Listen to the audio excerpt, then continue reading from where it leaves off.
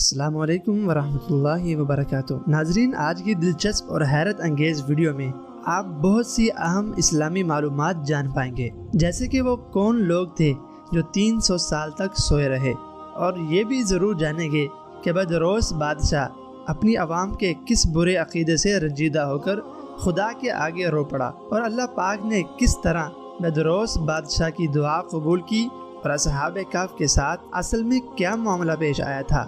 ہوا کچھ یوں کہ حضرت محمد صلی اللہ علیہ وسلم کا امتحان لینے کی غرض سے یہود و نصارہ نے مشکل ترین سوالات کی فہرست تیار کی، جن میں سے ایک سوال یہ بھی تھا کہ اصحاب کہف کون تھے۔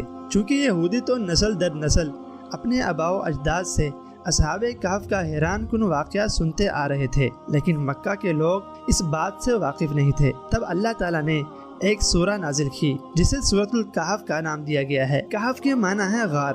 وہ اصحاب 300 سال سے زائد کا عرصہ غار میں سوئے رہے۔ اس سورہ میں اصحاب کہف کا حیرت انگیز واقعہ بیان کیا گیا ہے، اور اس دور کی بات یہ ہے کہ جب حضرت عیسیٰ علیہ السلام کو آسمان پر اٹھا لیا گیا تھا اور لوگوں میں جہالت پھیلنے لگی، بتوں کی پوجا کرنے لگے اور دوسروں کو بھی جھوٹے معبودوں کی پوجا کے لیے مجبور کرنے لگے تھے۔ اس زمانے میں عیسائیوں کا بادشاہ دقیانوس، جو بہت ہی ظالم و جابر تھا، وہ جھوٹے خداؤں کا انکار کرنے والے کو قتل کر دیتا تھا۔ اصحاب کہف کا شمار چونکہ شرفاء میں ہوتا تھا، وہی شاہی خاندان سے تعلق رکھتے تھے اور صاحب ایمان لوگ تھے، ساتھ ہی بادشاہ کے معزز درباری بھی تھے۔ انہوں نے بادشاہ کے سامنے اس کے جھوٹے خداؤں کی عبادت سے انکار کیا اور پیدا کرنے والی ذات کی بڑائی بیان کی۔ بادشاہ نے مصلحت کے تحت انہیں سوچنے کا وقت دے دیا، کیونکہ وہ نوجوان اثر و رسوخ رکھنے والے اور معزز شاہی خاندان سے تعلق رکھتے تھے، اس لیے بادشاہ مصلحتاً ایک دم کوئی فیصلہ نہیں کر پایا تھا۔ ان لوگوں نے آپس میں مشاورت کی، اور جب یہ خدشہ لاحق ہوا کہ ظالم بادشاہ دقیانوس خدا کے دین کا دشمن بنا بیٹھا ہے اور جھوٹے خداؤں کی پیروی نہ کرنے والوں کو قتل کرنے سے باز نہیں آتا، تب وہ اپنے ایمان کو بچانے کی خاطر دقیانوس کے ظلم و جبر سے پریشان ہو کر ملک کو چھوڑنے کے لیے رضامند ہو گئے، اور انہوں نے باہمی مشاورت سے ایک غار میں پناہ لینے کا فیصلہ کیا۔ یہ 7 لوگ تھے،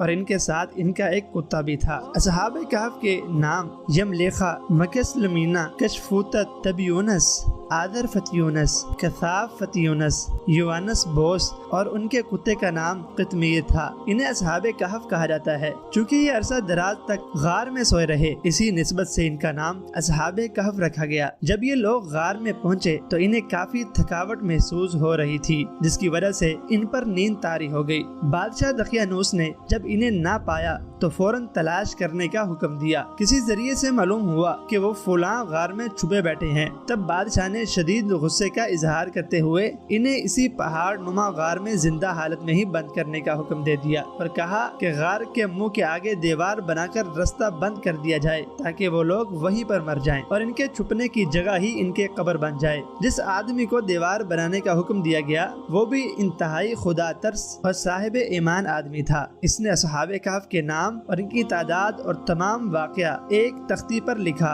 اور تختی کو صندوق میں بند کر کے دیوار کی جڑ میں رکھ دیا، اور ایسی ہی ایک تختی شاہی خزانے میں بھی رکھ دی۔ کچھ عرصہ بعد بادشاہ کا انتقال ہو گیا۔ وقت کا پہیہ چلتا رہا، سلطنتیں بدلنے لگی، یہاں تک کہ ایک نیک دل اور انصاف پرور بادشاہ جس کا نام بدروس تھا، وہ شان و شوکت کے ساتھ حکومت سنبھالے ہوا تھا۔ لیکن ایک بات تھی جو اسے کافی پریشان کیے ہوئے تھی۔ اس کے دور میں لوگوں کا ایک فرقہ تھا جو مرنے کے بعد کی زندگی اور قیامت پر یقین نہیں رکھتا تھا۔ بادشاہ اپنی عوام کا حال دیکھ کر بہت غمگین ہوا اور تنہائی میں اللہ تعالیٰ سے گریہ و زاری کرنے لگا کہ اللہ تعالیٰ اپنی قدرت کا کوئی ایسا نظارہ یا صورت دکھا دے کہ لوگ مرنے کے بعد دوبارہ اٹھنے والی زندگی اور قیامت پر یقین کرنے لگے۔ بادشاہ کی دعا قبول ہوئی۔ ہوا یوں کہ ایک چرواہا بکریاں چراتے چراتے ٹھہراؤ کی غرض سے اس غار کے قریب گیا۔ اس نے اس دیوار کو توڑ ڈالا۔ جیسے ہی دیوار ٹوٹی، وہاں موجود سب پر ہیبت طاری ہو گئی اور سب نے بھاگنے میں ہی عافیت سمجھی۔ کچھ دیر میں ہی اللہ کے حکم سے ان اصحاب کی آنکھ کھل گئی تو آپس میں کلام کرنے لگے، ہم کتنا وقت سوئے ہیں؟ کسی نے کہا آدھا دن، کسی نے کہا کچھ حصہ۔ پھر سب نے وضو کیا، نماز ادا کی، اب انہیں بھوک محسوس ہونے لگی۔ ان میں سے ایک آدمی جس کا نام یملیخا تھا، اسے کہا گیا کہ بازار جا کر کچھ پاکیزہ کھانا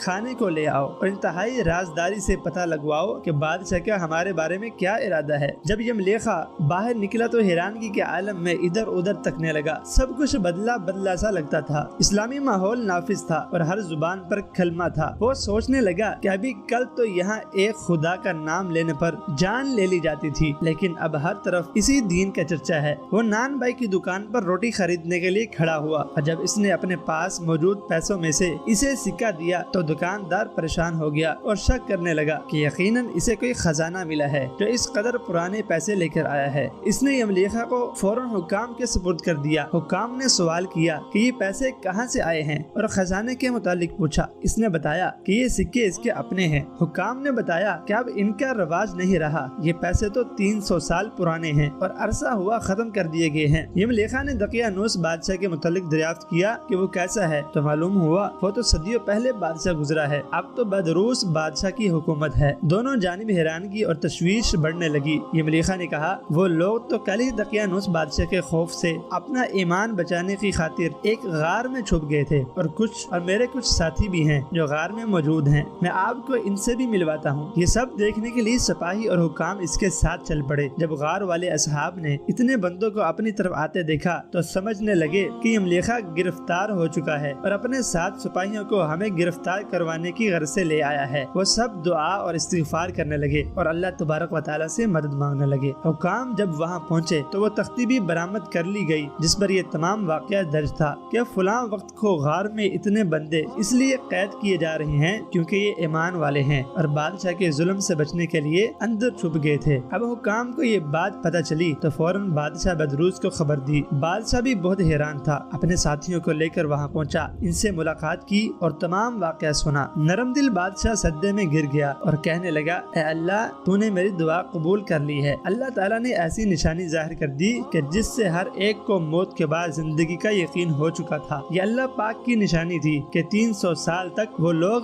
بہتر حال میں سوئے رہے اور انہیں کوئی آنچ تک نہیں آئی، نہ ان کو بڑھاپا آیا۔ قرآن پاک میں اللہ تبارک و تعالیٰ نے ارشاد فرمایا کہ ہم نے ان کے کانوں پر تھپکی دی اور وہ سو گئے اور ہم ان کی کروٹیں بھی بدلتے رہے۔ ان کا ایک کتا جو غار کے دہانے پر ہے، اس کی اتنی ہیبت ہے اگر کوئی شخص غار کے دہانے پر آ جائے تو اس کتے کی وحشت سے بھاگ جاتا ہے۔ وہ کتا اللہ پاک نے ان اصحاب کہف کی حفاظت کے لیے رکھا تھا اور اس کتے کو بھی ان اصحاب کہف کے ساتھ سلا دیا تھا، لیکن اس حالت میں بھی اس کا دبدبہ اس قدر تھا کوئی بھی شخص اگر وہاں سے گزرتا تو اس کتے کی ہیبت کی وجہ سے غار کے اندر نہ آ سکتا۔ اصحاب کہف کی رودات سننے کے بعد لوگ انہیں دعائیں دینے لگے۔ بادشاہ نے انہیں شہر آنے کی دعوت دی تو انہوں نے کہا ہم آپ کو اللہ کے سپرد کرتے ہیں۔ پھر انہیں دعائیں دی اور سلام کیا اور واپس غار کے اندر چلے گئے اور آرام کرنے لگے۔ اللہ تعالیٰ نے ان کو اسی نیند کے عالم میں موت دے دی۔ بادشاہ نے لکڑی کا صندوق بنا کر ان اصحاب کی مقدس لاشوں کو اس میں رکھا۔ اللہ تعالیٰ نے اصحاب کہف کا ایسا رعب رکھا کہ کسی کی مجال نہیں کہ غار کے منہ تک جا سکے، اور پھر نیک دل بادشاہ نے دیوار کے ساتھ ایک مسجد بنا دی اور سالانہ ایک دن مقرر کیا کہ تمام شہر والے عید کی طرح اس جگہ کی زیارت کرنے آئیں۔ یوں ہر سال اہل علاقہ اس دن زیارت کے لیے آتے ہیں۔ بے شک اللہ تعالیٰ جسے چاہے اپنی حفاظت میں رکھتا ہے، اور یہ اللہ تعالیٰ کی شان ہے کہ 300 سال سے زیادہ اصحاب کہف غار میں اس حال میں موجود رہے کہ انہیں نہ تو وقت کا اندازہ ہوا اور نہ ہی بیدار ہونے پر ایک دوسرے کی حالتوں میں کوئی فرق محسوس ہوا۔ بے شک اللہ تعالیٰ ہر شے پر قادر ہے۔ اگر آپ کو آج کی ویڈیو پسند آئے تو اسے لائک ضرور کیجیے گا۔ اسلامی معلومات اور حیران کن واقعات سننے کے لیے چینل کو سبسکرائب کر لیجیے گا۔ نیکی کی بات کو پھیلانا بھی صدقہ ہے اور ثواب بھی ہے۔ اسی نیت کے ساتھ اسے شیئر کر کے ڈھیروں ثواب کمائیے گا۔ اللہ حافظ۔